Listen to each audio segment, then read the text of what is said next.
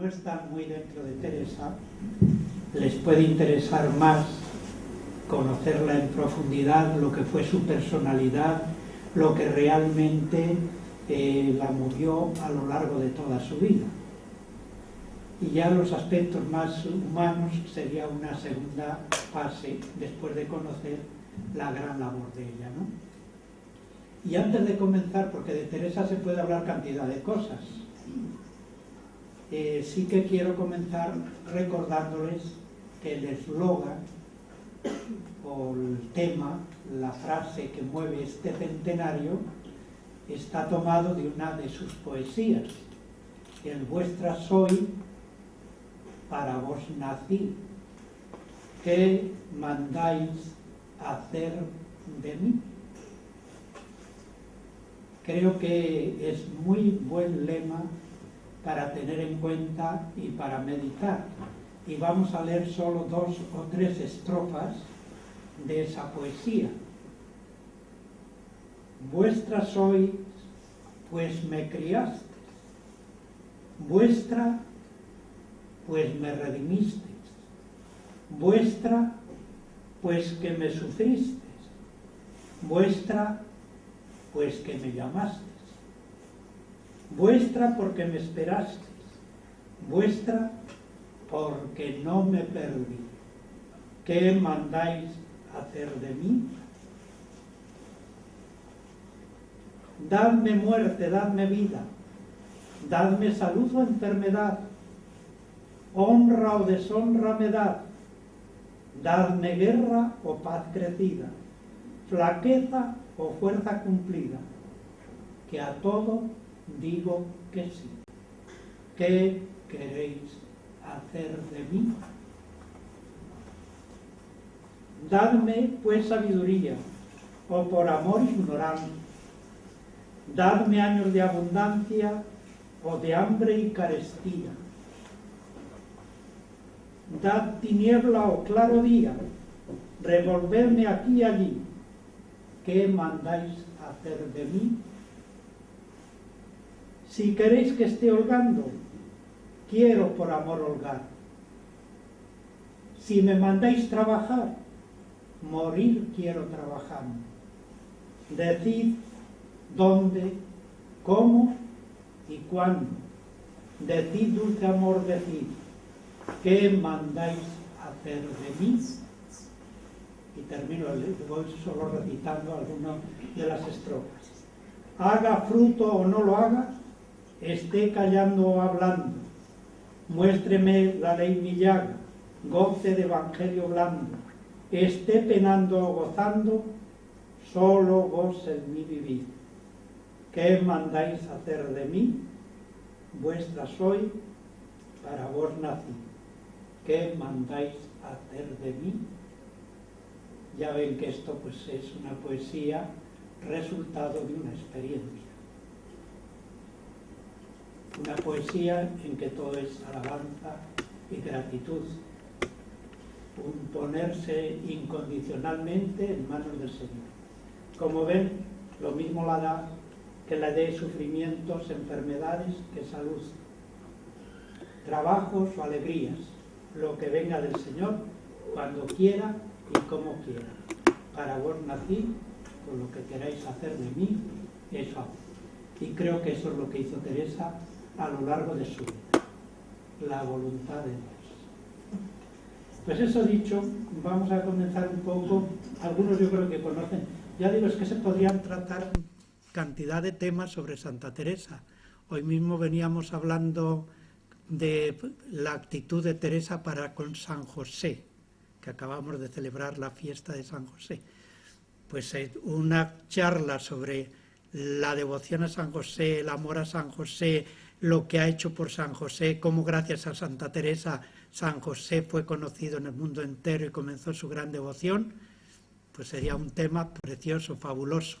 El tema mismo del feminismo.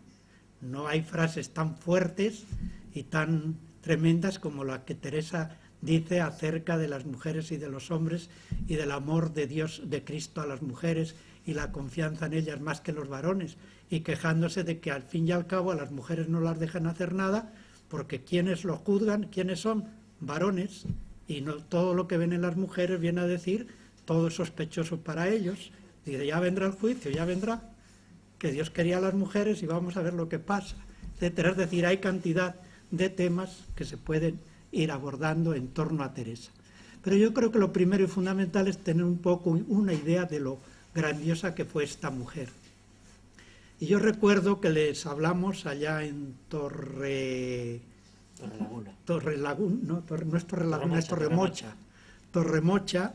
de lo que era Teresa, aprovechando la figura que mejor conocen, que es la de San Pablo, haciendo una especie de parangón entre la experiencia de San Pablo y la experiencia de Santa Teresa, que a primera vista parece así como un poco extraño, y luego resulta que se dan unos pasos en que se procede casi de modo idéntico. Comenzamos entonces viendo así brevemente San Pablo, etapas de la vida de San Pablo. Tiene una etapa anterior a Damasco, ¿no? En esa primera etapa, ¿qué es Pablo? Pues es un judío, amante de la ley, celoso de la ley.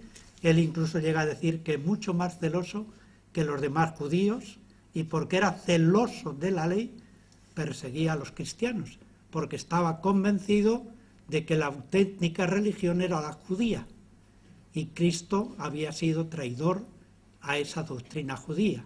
Así es que con su religiosidad y su fogosidad estaba persiguiendo a los cristianos, pero lo hacía desde una actitud religiosa y llena de fe en esa religión.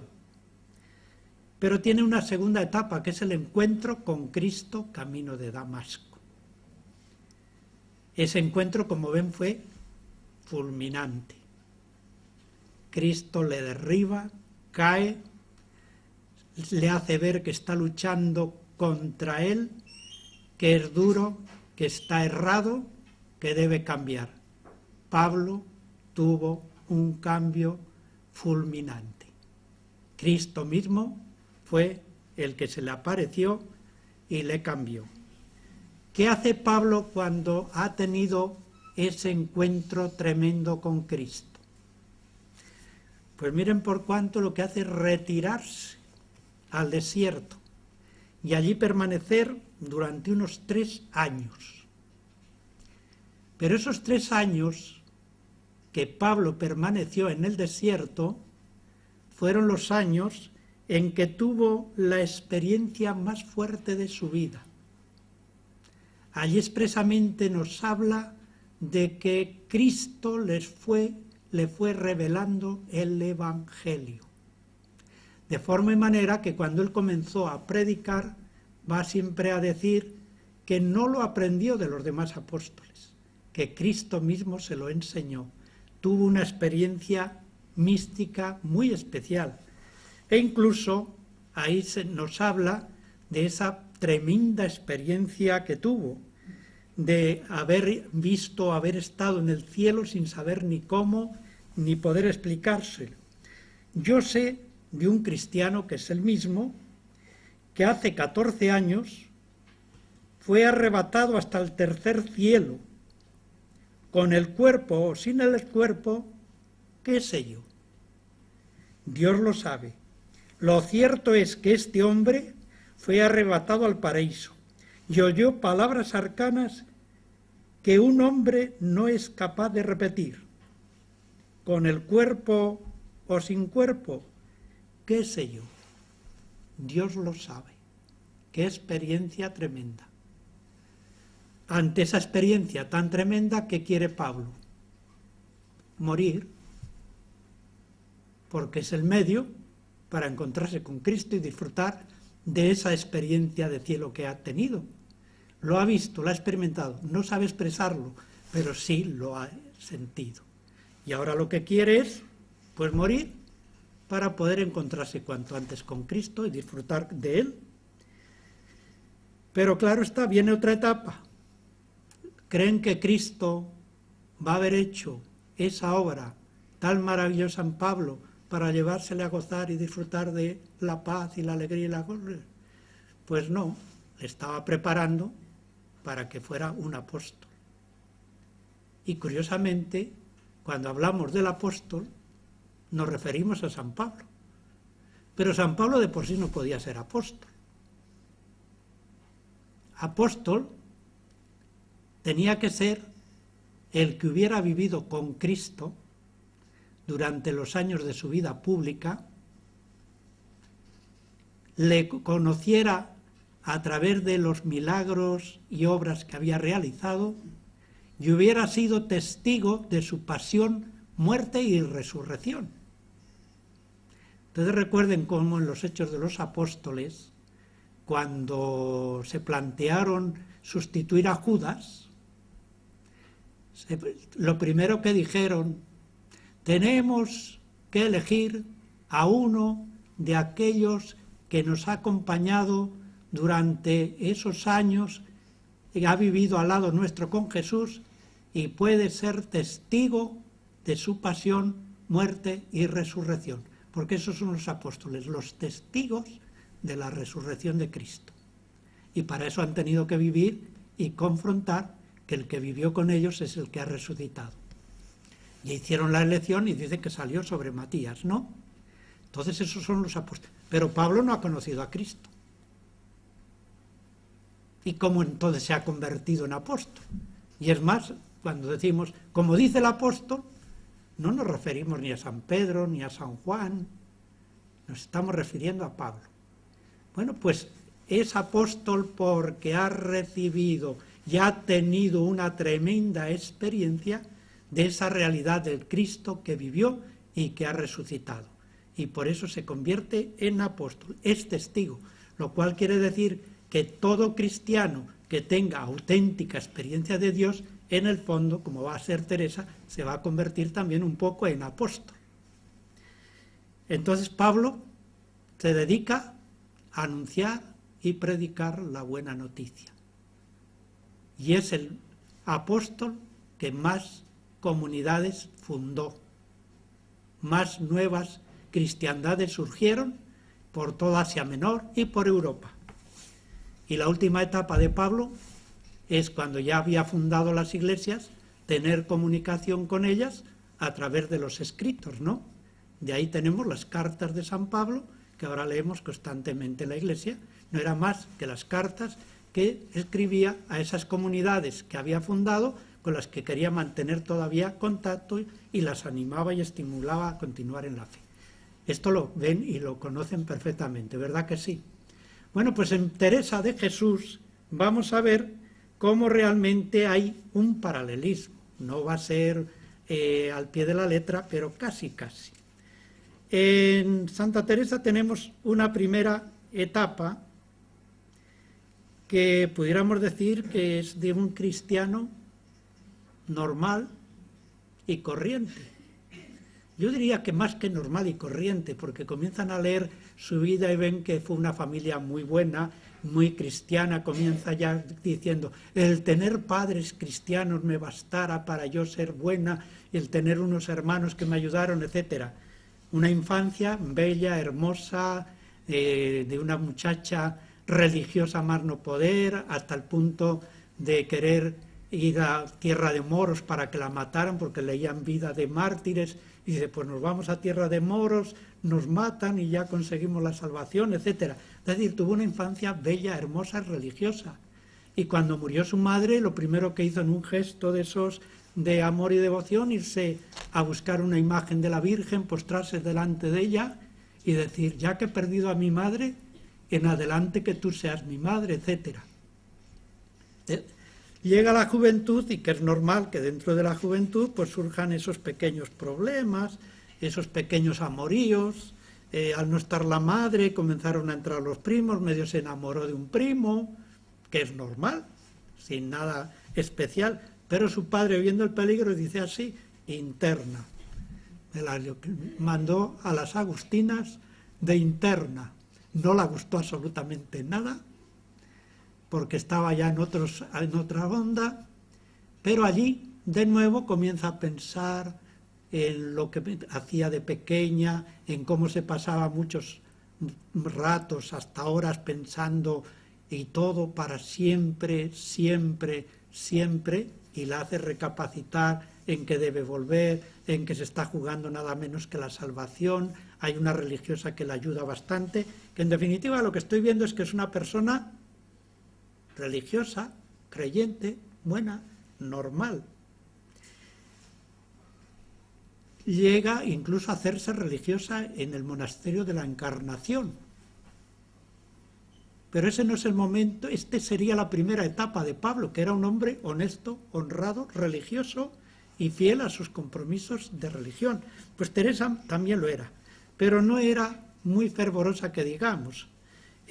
Comenzó una etapa de oración, la abandonó, también allí en el monasterio de la Encarnación tenía sus problemas, sus dificultades, porque había mucha relajación, iba mucha gente a visitarlo, medio se enamoró de un joven que bajaba con frecuencia a visitarla, la superiora encantada porque contribuía con sus aportaciones económicas al mantenimiento de la comunidad, los confesores la decían lo mismo, así es que tenemos una etapa de Teresa que es buena, es creyente, normal. Pero parece que esto no era lo que a Cristo le agradaba. Y Cristo comienza a mandarle sus avisos. Así es que el primer aviso va a ser una visión de Cristo, que nos lo expresa ella así. Estando con una persona, bien al principio de conocerla, quiso el Señor darme a entender que no me convenían aquellas amistades y avisarme y darme luz en tan gran ceguedad. Se me representó Cristo delante con mucho rigor, dándome a entender lo de que aquello le pesaba. Le vi con los ojos del alma más claramente que lo pudiera ver con los del cuerpo. Y me quedó tan imprimido que hace esto más de 26 años y me parece lo tengo presente. Yo quedé muy espantada y turbada y no quería ver más a con quien estaba. Ya ven que Cristo la llama la atención, se la aparece y se la aparece en forma de rigor, de disgusto. Consulta y comienzan a decirlo, pero ¿cómo le viste? ¿Cómo no le viste? ¿Cómo era? ¿Cómo no era? Y la vienen a decir, no, eso no ha sido una visión, eso ha sido una imaginación que has tenido, eso ni te preocupes. Pues no se preocupó. Segunda llamada de atención.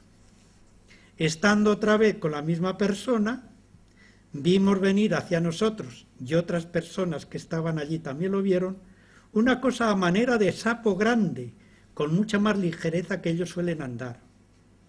De la parte que él vino, no puedo yo entender pudiese haber semejante sabandija en mitad del día, ni nunca la ha habido. Y la operación que hizo en mí, me parece no era sin misterio, y tampoco esto se me olvidó jamás. Bien, pues no se la olvida, pero tampoco cambia. Se lo va pensando. Y miren por cuanto la conversión no es ninguna aparición, ni ningún hecho que pudiéramos llamar extraordinario, sino una meditación o un estar en presencia de un Cristo muy llagado, un ecce homo. Me acaeció, dice, que entrando un día en el oratorio, vi una imagen que habían traído allí a guardar, que se había buscado para cierta fiesta que se hacía en casa. Era de Cristo muy llagado y tan devota, que el mirándola toda me turbó de verle tal, porque representaba bien lo que pasó por nosotros. Fue tanto lo que sentí de lo mal que había agradecido aquellas llagas, que el corazón me parece se me partía, y me arrojé cabe él con grandísimo derramamiento de lágrimas, suplicándole me fortaleciese ya de una vez para no ofenderle. Me parece, le dije entonces, que no me había de levantar de allí hasta que hiciese lo que le suplicaba. Creo cierto me aprovechó, porque fui mucho mejorando desde entonces. Así es que la verdadera conversión, yo no creo que no debiéramos usar la conversión, sino el verdadero encuentro con Cristo fue este momento. En ese momento, ante ese Cristo así de llagado, cayó en la cuenta de que Cristo estaba así por sus pecados, por ella, por culpa de ella, por amor a ella. Y si Cristo estaba así, ella tenía que cambiar y entregarse totalmente a Él. Y efectivamente, desde ese momento, lo primero que prometió fue apartarse de todas las conversaciones y centrarse únicamente en Cristo. Es decir, lo que hizo Pablo ante el encuentro con Cristo, se fue al desierto.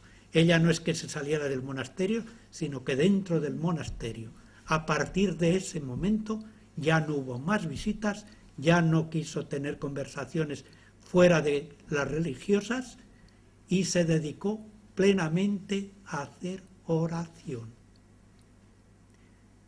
Es su soledad. Y en esa soledad lo único que la preocupa es meditar, reflexionar acerca de Cristo. Y Cristo se la va manifestando poco a poco. En esas reflexiones se servía mucho de los libros de meditaciones, sobre todo las vidas de Cristo, las vidas de los santos, meditaciones de Osuna, etcétera, etcétera. Y cuando más estaba acercándose a esa experiencia, a esa alegría de estar con Cristo, porque ella con su imaginación se le tenía cercano, etcétera, de repente viene el inquisidor Valdés y prohíbe la lectura de todos los libros de cosas religiosas que no estén en latín. Así que de un plumazo la quitó todos los libros de meditación que la estaban ayudando a encontrarse con Cristo. Entonces ella se sintió muy mal, como diciendo, ahora que estaba acercándome a Cristo, me están estropeando el camino. Y justamente fue el momento de la manifestación plena de Cristo. Cuando se quitaron muchos libros de romance, dice ella, que no se leyesen, yo sentí mucho, porque algunos me daban recreación leerlos. Y yo no podía ya por dejarlos en latín. Entonces me dijo el Señor, no tengas pena, que yo te daré libro vivo. Fíjense que está en oración, de repente quejándose, lamentándose de una situación y oye estas palabras que le dice el Señor, no tengas pena, que yo te daré libro vivo. Yo no podía entender por qué se me había dicho esto, porque aún no tenía visiones. Después, desde a bien pocos días, lo entendí muy bien, porque he tenido en tanto en qué pensar y recogerme en lo que veía presente, y ha tenido tanto amor el Señor conmigo para enseñarme de muchas maneras, que muy poco o casi ninguna necesidad he tenido de libros. ¿Quién le está manifestando la verdad? ¿Quién le está manifestando el Evangelio? Cristo directamente. ¿Qué le pasó a Pablo cuando se encontró con Cristo? Dijimos que le entraron las ganas de morir, después de tener esa tremenda experiencia de cielo. Bueno, pues eso mismo la va a pasar ahora a Teresa. Cuando tiene este encuentro con Cristo, surge en ella la tensión escatológica, el deseo de morir cuanto antes para poder encontrarse con Cristo, porque se ha encontrado con su amor, con su bondad, con su belleza, con su hermosura. ¿Cuántas veces habla Teresa de la hermosura de Cristo, del rostro de Cristo, de cómo después de haber visto el rostro de Cristo ya ninguna cosa le parecía bella, ni una persona la podía llamar la atención, ya no podía pegarse a nadie, porque después de haber visto y experimentado la belleza del rostro de Cristo, ya no había nada que le perturbara. Bueno, pues lo que desea ahora es morir para encontrarse cuanto antes con Cristo. Entonces tenemos que el vivo yo, mas no yo, que es Cristo quien vive en mí, de San Pablo, tiene una traducción perfecta, casi al pie de la letra, en la poesía de vivo sin vivir en mí, y tan alta vida espero que muero porque no muero. Entonces algunas de las estrofas son: vivo ya fuera de mí después que muero de amor, porque vivo en el Señor que me quiso para sí. Cuando el corazón le di, puso en él este letrero: que muero porque no muero. Aquesta divina unión del amor en que yo vivo ha hecho a Dios mi cautivo y libre mi corazón, y causa en mí tal pasión ver a Dios mi prisionero, que muero porque no muero. ¡Ay, qué larga es esta vida! ¡Qué duros estos destierros, esta cárcel, estos hierros en que el alma está metida! Solo esperar la salida me causa un dolor tan fiero que muero porque no muero. ¡Ay, qué vida tan amarga do no se goza el Señor! Porque si es dulce el amor, no lo es la esperanza larga. Muerte, do el vivir se alcanza. No te tardes, que te espero, que muero porque no muero, etc. Una cantidad de estrofas en que se va manifestando ese deseo de morir cuanto antes para encontrarse y disfrutar de Cristo.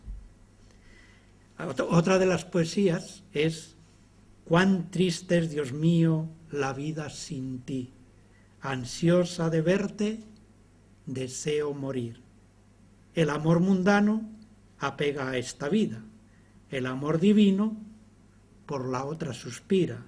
Sin ti, Dios eterno, ¿quién puede vivir?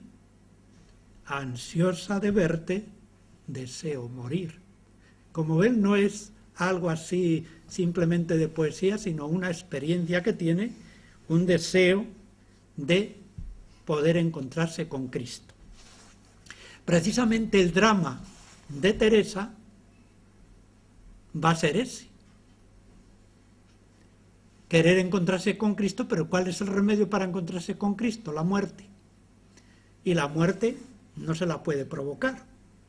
Y como no se la puede provocar, está sufriendo, está padeciendo, porque otros, como dice, encuentran consuelo en cualquier cosa. Pero si ya mi consuelo es disfrutar de Cristo y no puedo porque no me puedo matar, resulta que estoy sufriendo enormemente.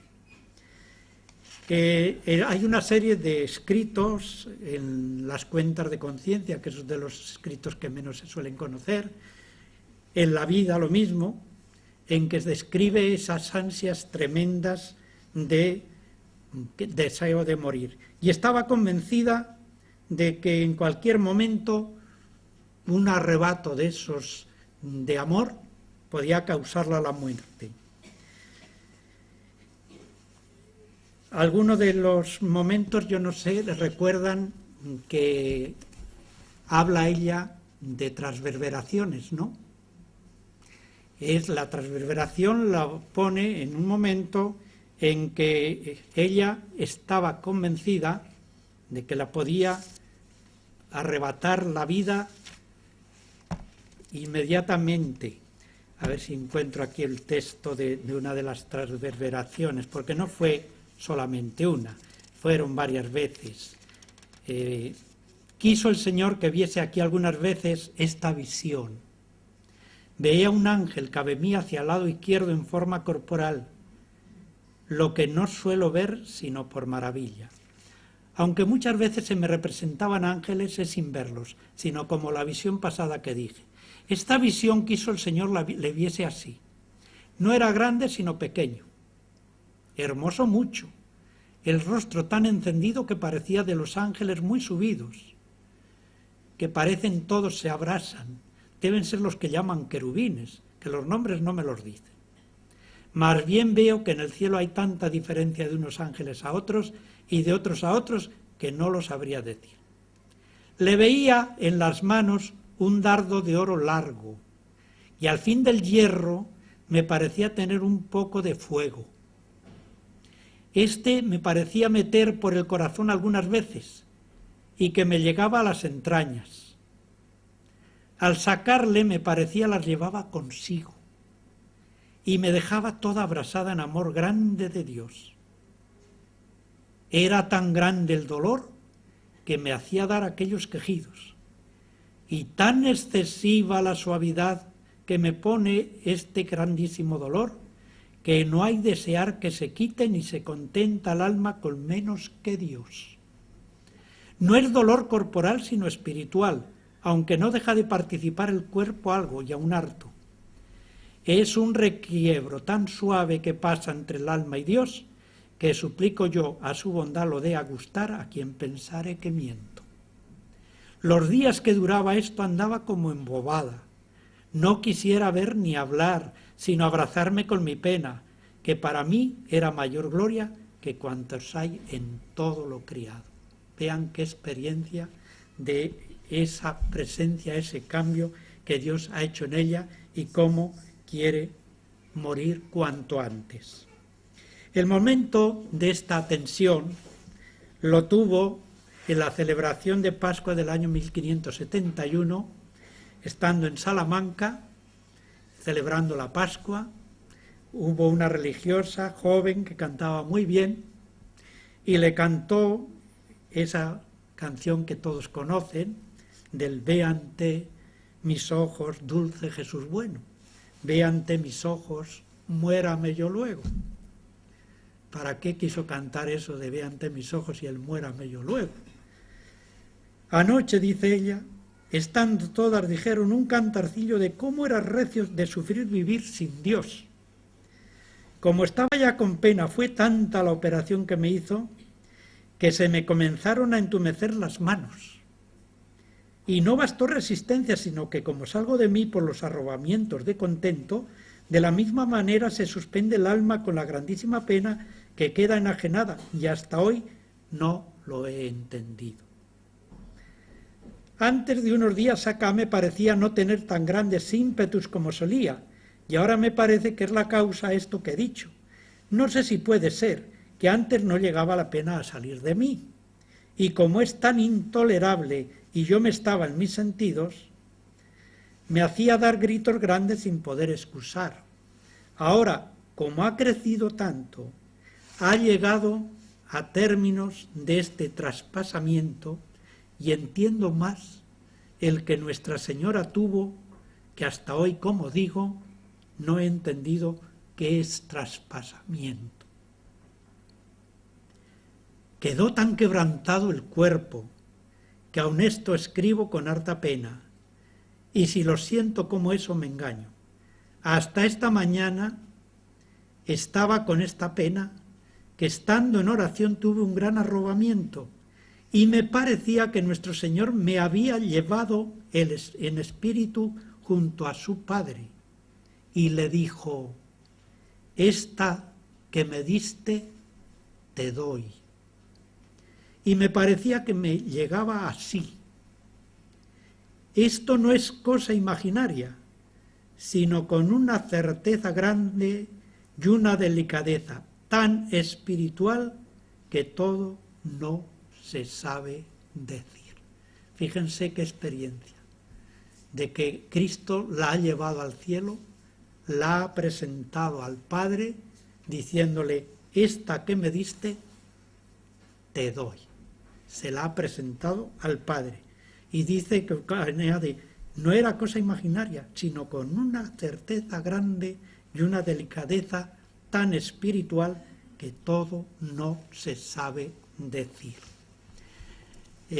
Yo no sé si han oído hablar alguna vez del matrimonio o de lo que se puede considerar el matrimonio espiritual, que una experiencia que tuvo Teresa de Jesús estando en el monasterio de la Encarnación, en los momentos en que a la vez estaba San Juan de la Cruz de confesor de la comunidad.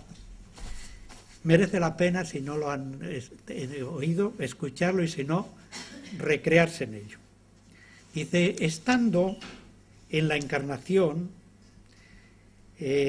octava de San Martín, estando comulgando, partió la forma el padre Fray Juan de la Cruz, que me daba el Santísimo Sacramento para otra hermana. Es decir, al darle la comunión, cogió la forma, la partió y solamente la dio la mitad de la forma.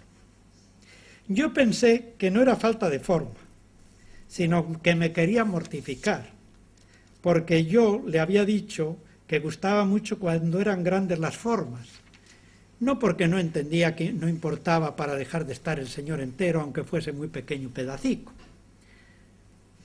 Díjome su majestad: no hayas miedo, hija, que nadie sea parte para quitarte de mí, dándome a entender que no importaba.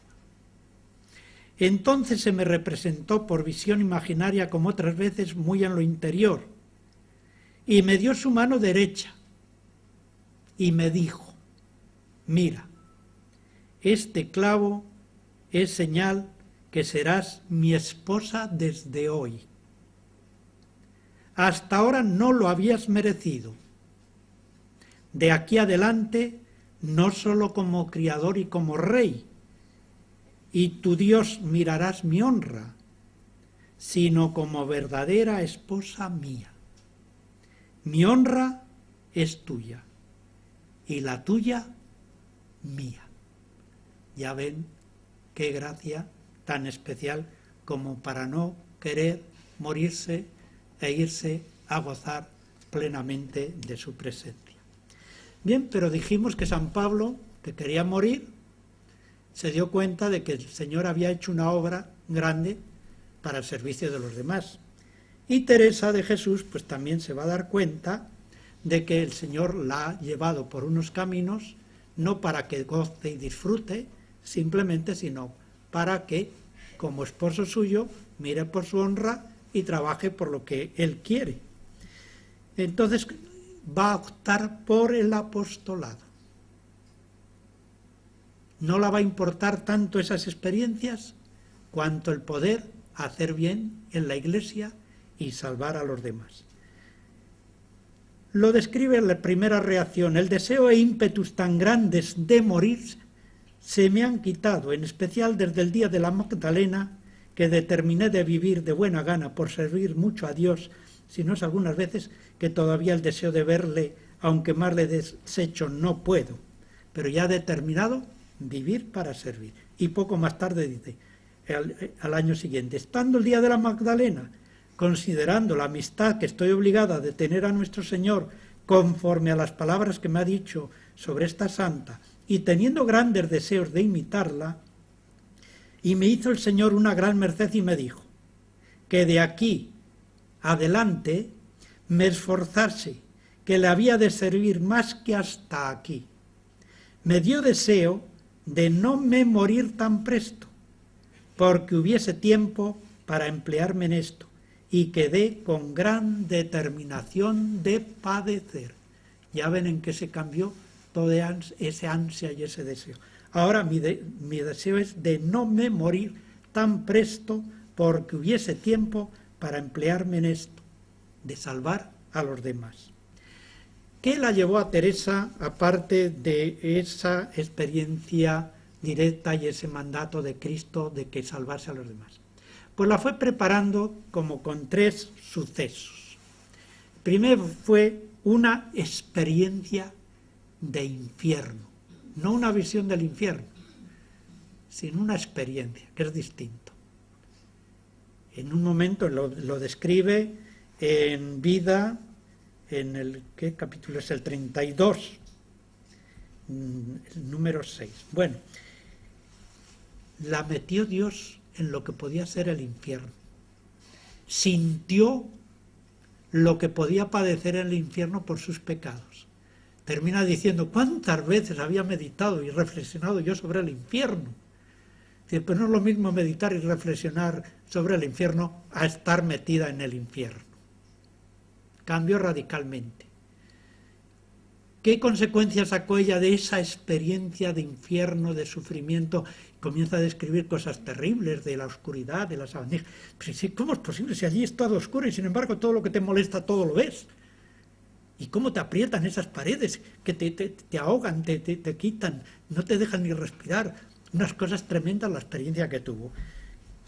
Consecuencia, primera, pues que a partir de ese momento, después de lo que ha sufrido, cualquier otro dolor, para ella insignificante.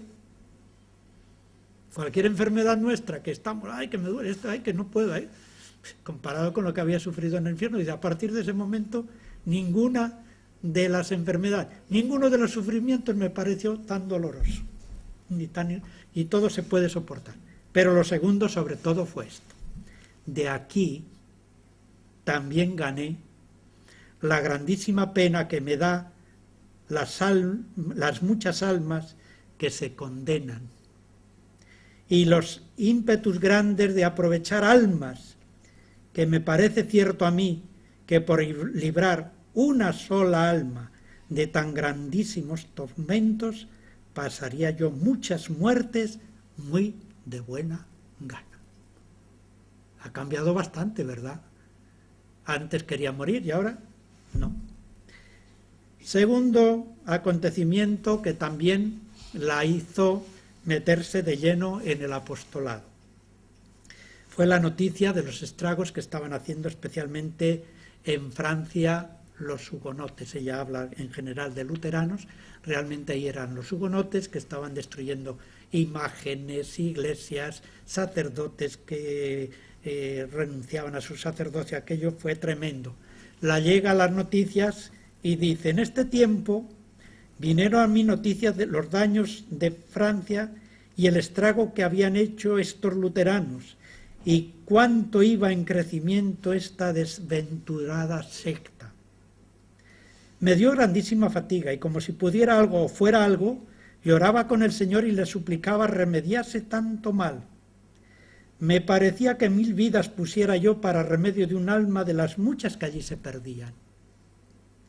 Y como me vi mujer y ruin e imposibilitada de aprovechar en lo que yo quisiera en el servicio del Señor, y toda mi ansia era, y aún es, que pues tiene tantos enemigos y tan pocos amigos, que estos fuesen buenos, determiné hacer eso poquito que era en mí, que es seguir los consejos evangélicos con toda la perfección que yo pudiese, y que las que les siguen, las religiosas, hicieran lo mismo. Primero vean cómo reacciona ante los luteranos, ante los que están perdiendo la fe por culpa de ellos, cómo quiere que todo se convierta. Pero cómo reacciona de una forma realista. No está criticando a la Iglesia, no está criticando al Papa, no está criticando a nadie. Determiné hacer eso poquito que está en mí. ¿Qué está en mí? Hacer la voluntad de Dios. Hacerla con toda perfección. Cumplir lo que sé que le agrada. Eso es lo que yo puedo hacer para evitar ese estrago. Pues eso lo voy a hacer. Nada de críticas que no resuelven absolutamente nada. Nada de lamentaciones que tampoco resuelven nada. Determiné hacer lo que está en mí. Y el tercer momento fue a raíz de la visita de un padre franciscano, el padre Alonso Maldonado, que acababa de regresar de las Indias donde había sido misionero. Las dio una plática a las religiosas allí en el monasterio de San José de Ávila, y nada más terminar, sin más, se fue. Y dice, comenta ella, me comenzó a contar de los muchos millones de almas que allí se perdían por falta de doctrina, y nos hizo un sermón y plática animándonos a la penitencia, y se fue. Yo quedé tan lastimada de la perdición de tantas almas que no cabía en mí. Me fui a una ermita con hartas lágrimas. Clamaba a nuestro Señor suplicándole diese en medio cómo yo pudiese algo para ganar alguna alma para su servicio, pues tantas llevaba el demonio, y que fuese mi oración algo, ya que yo no era para más. ¿Cuánto la hubiera a ella gustado poder predicar, poder hablar poder decir las verdades. De eso se queja amargamente, de que solo los teólogos, los predicadores, pudieran hacerlo. Y hay una parte en la vida en que viene a decir que los mismos predicadores ha llegado un momento en que les interesa más quedar bien que el decir las verdades para que no los tengan el menos. Así es que ella hubiera sido de estas que hubieran dicho las verdades tal como son el Evangelio. Pero al no poder hacerlo, hace lo que ella puede, que es orar, sacrificarse, ofrecerlo todo por los demás. Esta opción del apostolado lo llevó hasta el final de su vida, hasta las últimas consecuencias. Es decir, que el deseo de morir ha cambiado radicalmente por el deseo del servicio y de ser útil a la Iglesia. Pues esto lo vemos en una de las últimas cuentas de conciencia, la escribe un año antes de morir, se la escribe a un canónigo de Palencia, dando cuenta de cómo se encuentra en ese momento, y entre las cosas que le viene a decir es que ya ella, personalmente, por la experiencia que tiene, está tan segura de su salvación, que ya no le importa quedarse en el mundo hasta el fin del mundo. Si ya lo que deseaba y ansiaba era la salvación, la felicidad, y de esa tiene seguridad, no es como nosotros que andamos, ay, ¿qué pasará, qué no pasará, con miedo a la muerte? No, ella no tiene ningún miedo a la muerte, pero ya no tiene tampoco esa ansia de morir cuanto antes, porque eso lo tiene garantizado. Entonces le viene a decir, de que esto es así, de que tengo esa garantía y esa seguridad, fíjense lo que le dice, de lo que toca a su salud y cuerpo, me parece se trae más cuidado y menos mortificación en comer y en hacer penitencia. Fíjense dónde llegan las consecuencias. Ya no le importa, ahora come mejor y hace menos penitencia, no los deseos que tenía, mas al parecer todo va a fin de poder más servir a Dios en otras cosas, que muchas veces le ofrece con un gran sacrificio el cuidado del cuerpo y cansa harto, y algunas veces se prueba en algo, mas a todo su parecer no lo puede hacer sin daño de su salud. Es decir, ahora todo lo que le haga daño a su salud lo tiene que eliminar porque si no, no va a poder servir. Y pónesele delante lo que los prelados la mandan, que también la mandan, lo mismo, que se cuide, que no haga tanta penitencia, que no se mortifique tanto, que el Señor la necesita para otras cosas. Termina diciendo, algunas veces parece quiere Dios que padezca sin consuelo interior, mas nunca ni por primer movimiento tuerce la voluntad de que se haga en ella la de Dios. O sea, lo importante es que se haga la voluntad. Lo que decíamos al principio de la poesía. ¿Qué queréis, Señor, de mí? Lo que queráis. Tiene tanta fuerza este rendimiento a ella que la muerte ni la vida se quiere, si no es por poco tiempo cuando desea ver a Dios. Mas luego se le representa con tanta fuerza estar presentes estas tres personas que con esto se ha remediado la pena de esta ausencia y queda el deseo de vivir, si Él quiere, para servirle más, y si pudiese ser parte, que siquiera un alma le amase más y alabase por mi intercesión, que aunque fuese por poco tiempo, le parece, importa más que estar en la gloria. Ya más no puede decir, ¿no? Le importa más, aunque sea quedarse hasta el fin del mundo, con tal de que alguien se salve, que estar en la gloria haya gozado. Lo importante es que ella haya cumplido esa voluntad de Dios y allí, por su intercesión, por sus sacrificios, alguien pueda salvarse. Bien, pues esa es la experiencia de ella. ¿Qué hizo Pablo con tanto apostolado? Fundar, dijimos que comunidades, ¿no? Por donde iba, ¿qué hacía? Una comunidad, la comunidad de Corintios, la de Filadelfia, la de Antioquía, iba en todos los sitios fundando comunidades que permanecieran. ¿Qué hace Teresa?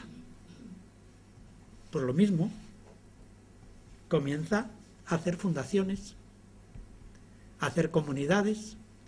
La primera la comenzó en Ávila en el año 1562 y del 62 al 82 hace nada menos que 16 comunidades, 16 fundaciones. Por todas partes va creando comunidades. Después de la de Ávila va a Medina del Campo, de Medina del Campo a Malagón, Malagón a Valladolid, Valladolid Toledo, Toledo a Pastrana, Pastrana a Salamanca, luego Alba de Tormes, Segovia, Beas de Segura, Sevilla, Caravaca, Villanueva de la Jara, Palencia, Soria y la última de todas, Burgos, que la concluyó pocos días antes de su muerte. En el 1582 salió de la fundación de Burgos a finales de agosto. Pasó por Palencia, unos días en Valladolid, en Medina, y fue a morir a Alba de Tormes el 4, porque murió el día 4 de octubre. Lo que pasa es que fue el año que cambiaron el calendario y comenzó a computarse como 15 de octubre ese mismo día. Hasta en eso fue un poco extraño, ¿no? Murió el día de San Francisco, pero se consideró el día 15, que es como celebramos. Así es que lo que hizo Pablo, lo ha hecho Teresa. ¿Y cuál fue la última etapa de Pablo? Cuando había fundado las comunidades, pues quería atenderlas a todas ellas. No podía estar en todas. Había un medio de comunicarse con ella. Y comenzaron los escritos. ¿Qué hace Teresa de Jesús? Pues lo mismo que Pablo. Comienza a escribir. Y comienza una serie de cartas, que se han perdido la mayoría. Solo quedan como 450, 60 cartas, pero escribiría mínimo unas 15.000. Por lo que ella va diciendo y los datos que va diciendo y por las que vemos que se pierden porque hace alusiones a ellas y demás, se calcula que no menos de 2 diarias y puede que hasta 5 de promedio. Se pasaba noches hasta las 2 de la madrugada para levantarse a las 5, era tremendo. Ella fue como el medio de comunicación entre todas las comunidades, las que hablaba de una y de otras, se interesaba por todo, daba órdenes, recibía, en fin, ponía a todos en comunicación. Son una maravilla, es de lo que casi nadie lee, porque ¿quién va a leer una carta que va dirigida a su hermano o a la superiora de Sevilla o a la superiora de Medina o a la hermana tal? Pero realmente ahí es donde se ve la Teresa humana, tratable, afable, querida, estimada, que vivirá por todo, etcétera. Y eso aparece en el epistolario. Pero no solamente ya es el epistolario, sino que sabemos que se convierte en escritora para mantener el espíritu de los que ha fundado, ¿no? La vida fue por mandato de los confesores.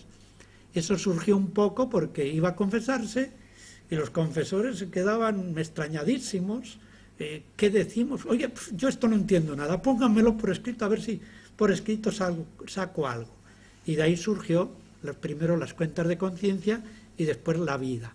Pero, por ejemplo, el Camino de Perfección es pudiéramos decir, el libro doctrinal para las religiosas carmelitas. Es válido para todos, pero yo lo escribió para su comunidad de carmelitas descalzas de Ávila. Se ha hecho luego universal, porque al hablar de lo que habla, pues todo el mundo lo puede asumir. Las moradas fue también por mandato, si quieren, pero es un poco la expresión de su experiencia de Dios, transferible y comunicable a los demás. El libro de las fundaciones es una maravilla, ustedes lo leen y gozan y disfrutan porque es una cronista que ya quisieran muchos de los periodistas de hoy día tener la agilidad, la facilidad que tenía ella para describir todo lo que la pasaba en cada fundación y las maravillas que Dios hacía para que eso fuera a cabo. Imagínense una pobre mujer sin medios económicos, como ella decía, hacer 16 fundaciones en tan poco tiempo. Ya me dirán de dónde salió eso, si no es por la ayuda del Señor muy directa, ¿no?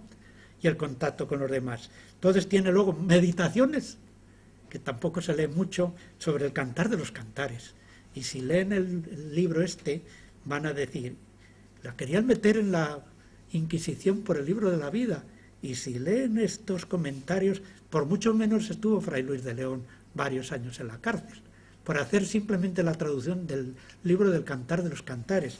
Y ella hizo unas reflexiones, unas meditaciones, que habla del amor de una forma que no sé cómo se libró de ir a la Inquisición. Otro libro, Exclamaciones, Constituciones, es el libro que menos vale, y Visita las descalzas, más 32 poesías, o sea, hizo de todo un poco. Como ven, le siguió a San Pablo y en algunas cosas yo creo que hasta le superó. Así que yo creo que es un modo de que se hagan idea de cómo se desarrolló esta vida, qué experiencias pudo tener, porque en definitiva, si es escritora, es por la experiencia que vivió. Y el Señor, bueno, el Señor expresamente ya dice que en un momento la confería una gracia, pero ella no podía expresarlo.